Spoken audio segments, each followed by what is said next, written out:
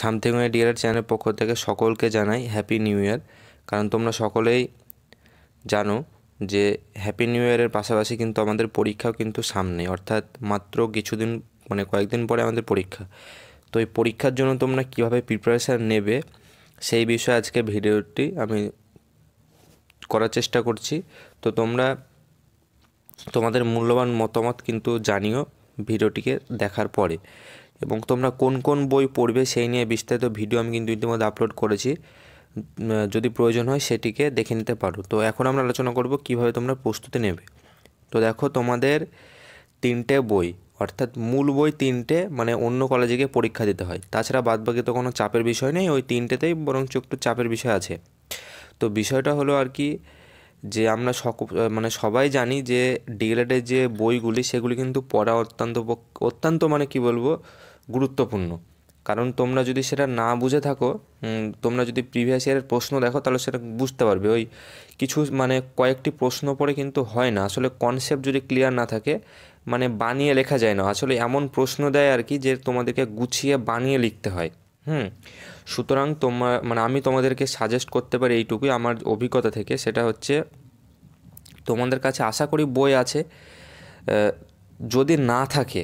যদি বই না থাকে তো অনেকে হয়তো বলতে পারো যে শেষ কদিনে বই কিনে কী হবে। তো দেখো, সেটা সবার নিজের নিজের মতবাদ বা নিজের নিজের ভাবনা, কিন্তু আমার যেটুকু মনে হয়, যদি বই না কিনে থাকো, বইটা কিনে অন্ততপক্ষে পড়ার, থরলি রিডিং পড়ার। আর যারা বই আছে যাদের, তারা তো ভালোই, ইতিমধ্যে তারা পড়েছ আশা রাখছি। তো আমি তোমাদেরকে বলছি, যাদের বই আছে, আশা করি বই আছে, বা না থাকলে পুরনো ব্যাচের ছাত্রছাত্রীদের সঙ্গে যোগাযোগ করে বা কলেজের সঙ্গে যোগাযোগ করে জোগাড় করে নাও, দিয়ে তোমরা বইগুলিকে থরলি রিডিং পড়ো এবং কনসেপ্টটাকে ক্লিয়ার করো যে না, অন্তর্ভুক্তিমূলক শিক্ষা কাকে বলে, বহুভাষাভাষী শ্রেণীকক্ষে কীভাবে পড়ানো যায়, এই সব জিনিসগুলি তোমরা একটু হলেও কনসেপ্টটা ক্লিয়ার করো, যাতে তোমরা পরীক্ষাতে লিখতে পারো, অ্যাটলিস্ট লিখতে পারো। তোমাকে এখানে পাণ্ডিত্য অর্জন করার জন্য বইগুলি পড়তে এমন তো নয়। তোমরা কনসেপ্টটাকে ক্লিয়ার করো, জিনিসগুলো কি, শিক্ষকের ভূমিকা কি থাকবে একটা ক্লাসরুমে, ছাত্র ভূমিকা কী থাকতে হবে, শ্রেণীকক্ষ কীরকমভাবে সজ্জিত রাখতে হবে, এই সব জিনিসগুলো তোমরা বই থেকে কনসেপ্টটাকে ক্লিয়ার করো। আশা রাখছি অল্পতে হয়ে যাবে।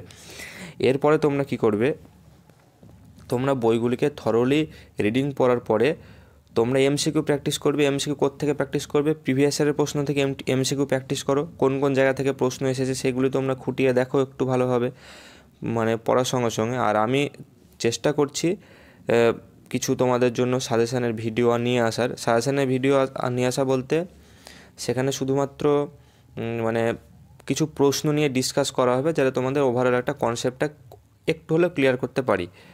তো আমি তোমাদেরকে বেশি ভিডিও আর কি বড় করবো না। তোমাদেরকে যেটা বলতে চাইছি সেটা হচ্ছে, তোমরা বইগুলিকে জোগাড় করে নিয়ে থরলি রিডিং পড়ো, কনসেপ্টটাকে অন্তপক্ষে ক্লিয়ার করো, তাহলে দেখবে পরীক্ষার হলে এমনি তোমরা লিখতে পারছো। আর যারা সত্যি কথা বলতে, যারা ফার্স্ট ইয়ারে পড়াশোনা করেছে অল্প হলেও, তারা সেকেন্ড ইয়ারে প্রশ্ন যেমন আসুক না কেন লিখতে পারবে, লেখা যায়, বানিয়ে বানিয়ে লেখা যায়। সুতরাং এত চাপ নেওয়ার কিছু নেই। তোমরা এখন থেকে বইগুলিকে থরলি রিডিং পড়তে থাকো, এবং সাথে সাথে তোমরা প্রিভিয়াস ইয়ারের প্রশ্নগুলিকেও কিন্তু কমপ্লিট করে রাখবে। তো এই প্রিভিয়াস ইয়ারের প্রশ্ন কোথায় পাবে? প্রিভিয়াস ইয়ারের প্রশ্ন আমি চেষ্টা করছি তোমাদের জন্য নিয়ে আসার, সেটা আমার টেলিগ্রাম চ্যানেল হোক বা ভিডিও আকারে, আমি যতদূর সম্ভব চেষ্টা করছি ওভারঅল একটা তোমাদেরকে আইডিয়া দেওয়ার।